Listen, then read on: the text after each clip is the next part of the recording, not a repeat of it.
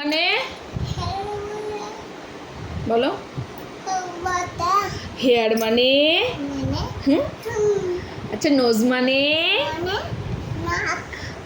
Teeth মানে কি ওটা বলো। হ্যাঁ, টাং মানে বলো। আচ্ছা, লিপ মানে কি? লিপ মানে বলো, মুখে বলতে হবে। আচ্ছা, আই মানে কি? হ্যাঁ। আচ্ছা, ইয়ার মানে আর বেলি মানে ফিঙ্গার মানে নেল মানে